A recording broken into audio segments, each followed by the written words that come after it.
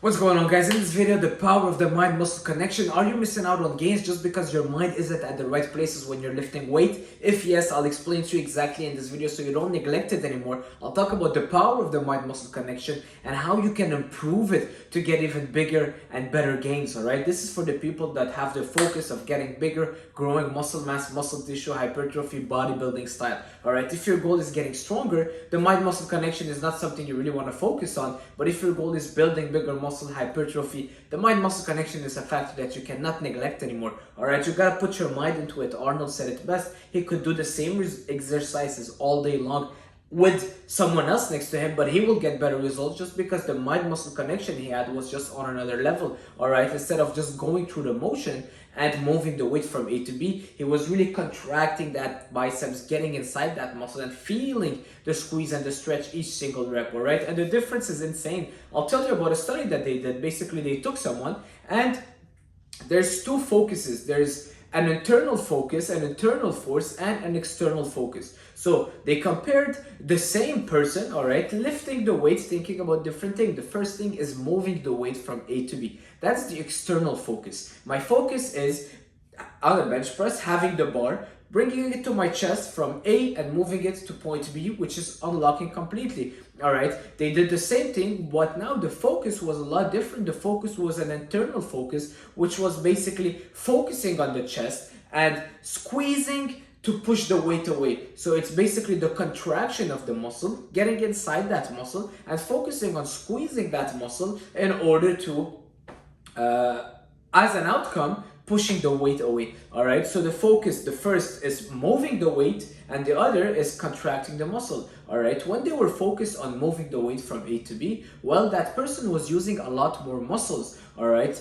more force, all right, was produced, but more muscles also were engaged. So the muscle fibers that were engaged, the area was so much wider because they were the shoulders, the triceps, the chest, every upper body fiber was engaged, as opposed to when they told the guy, well, now we want you to focus on squeezing that certain area and kind of isolating that area, and by squeezing it the weight will be moving. Now the targeted focused muscle fibers was so much closer and it was on the chest. All right, so basically, long story short, the guy was recruiting a lot more muscle fibers from his chest when he was focusing on the mind-muscle connection, connecting with that muscle, the internal force, the internal focus. All right, what does that mean? It means that if your goal is growing a certain body part, all right, you're a bodybuilder, the goal is getting that muscle to failure. The goal is engaging with that muscle, getting inside of it and recruiting as much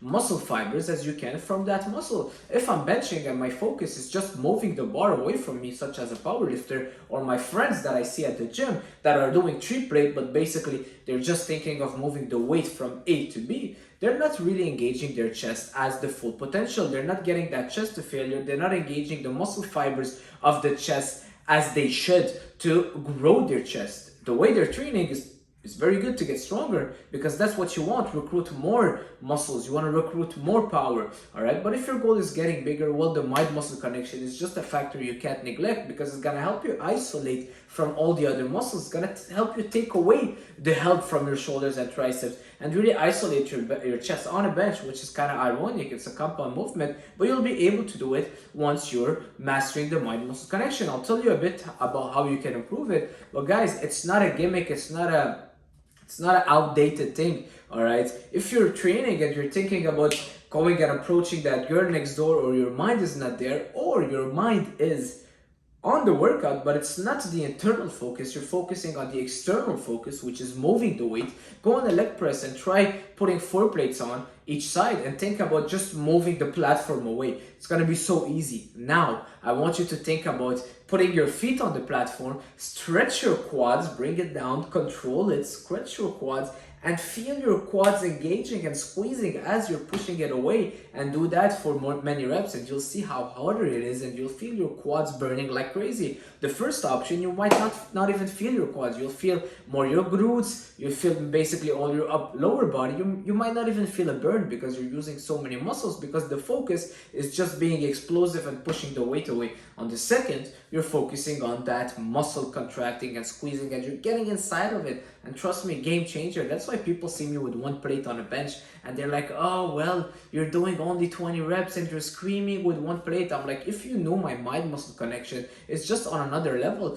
If something I can brag about is my mind muscle connection, all right? It's something that I've kind of forced myself to masterize, and I'm still working on it, but it's really the biggest flex for me. It's having the best mind muscle connection, is doing a lateral raise and only needing 5 pounds. I use more than 5 pounds, I would use 20 pounds, but I would feel every fiber of my side lateral, of my side delts, and that is the goal. Using less weight, but having that perfect magic trick of the mind muscle connection to help you just get all that weight you're using in the right places, all right? That's pretty much it. How to improve your mind muscle connection. First of all, many things. I would say the first thing is time under tension. All right, I'll explain myself. If you're benching and you're just doing 1, 2, 3, 4, 5, you're not giving your chest enough time to get that tension, to get that connection. So take your time, especially the first sets, warm up, do high reps, and take your time on the way down. Let your chest kind of feel that load so you can connect better with it. Number 2, pre-exhaustion techniques. Before going to your presses, start with some pre-exhaustion flies, for example, just to get a bit more blood in that chest. So now when you go on your presses, you'll feel that chest better, all right? So you connect with it better. Number 3 would be flexing in between sets. You see Arnold, boom, pausing, boom, he just finished the lat, boom, he's pausing, finish the chest, squeeze your chest. I used to tell someone, actually a bodybuilder 10 years ago, he used to tell me, you want to grow your chest, squeeze it after each set, all right? Every time I used to finish my chest, my set, boom, I would squeeze my chest for 10 seconds, get all the blood in there, all right? What this does, it enhances the pump. We're creating the pump, you're bringing more blood in the area, you're connecting better, more blood, more awareness of the area, and now you're like, oh, I feel my chest. Okay, that's what it has to feel like. Okay, now I can connect with it better when I'm benching, all right? Another tip. Well, a lot of people can just put a hoodie on and basically put a hat and really connect, close their eyes and go inside that muscle when they're training. I feel like it really helps when I'm putting my hoodie on or a hat and I'm training at the gym. I'm really in my bubble. It does help me. I have my music, I'm not talking, and I'm able to really focus on that muscle. Perfecting the form again. Doing high reps help me. When I'm not feeling a muscle, I would go a lot for high reps, just in order for me to get that feeling again. A lot of times on compound movements, it gets harder and harder to feel a muscle. And let's say you're doing, I don't know, a barbell row. It's a great example. 1% of the people do the barbell row right, and even then, 1% of that 1% really focuses on their mind muscle connection when they're doing a barbell row. All the people just think about loading the bar and boom, boom, but they're barely putting any stimulation on their lats. It's mostly rear delts that is taken over in their biceps. All right, so that's a big exercise. That's why I don't give it to beginners, because you gotta improve that mind muscle connection first, and that's why I would choose the right exercises for the right kind of intensity. If you're a beginner, I wouldn't recommend you to do barbell rows, because you're just not gonna feel anything in your lats, because you still need a long way to start engaging it properly. Stick to the machines. The machines are great to get a good mind muscle connection, just because you can't mess up the movement. You can just basically close your eyes, go with the machine, and focus on squeezing. Doing holds, let's say you're doing a lot of bicep back, you can hold for 1 second each single rep. All right, I don't know, when I started this video, I'm like, hey, I'll have so many tips for the mind muscle connection, but now it's like if I forgot them all. But that's pretty much it. I mean, I gave you guys pretty good value, I believe. You know what time it is? It's 10:17, so it's pretty late. You know, my goal is growing my YouTube, so I'm like, every single day I gotta film a video. And you know what? We're 2,500 already. That's amazing. 2,500 person looking at me on YouTube.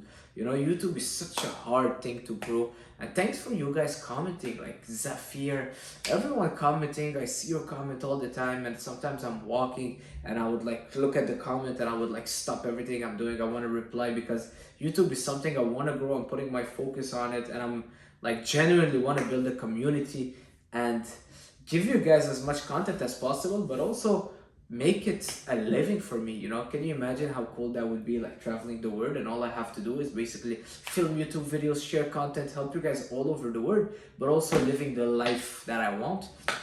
That's a win-win for everyone, right? So I'll be the most genuine possible, sharing all the information, answering your questions. If you can do me a favor, subscribe, like, comment, share it with a friend that needs a bit more mind muscle connection in his life. I'll see you guys soon. Ciao.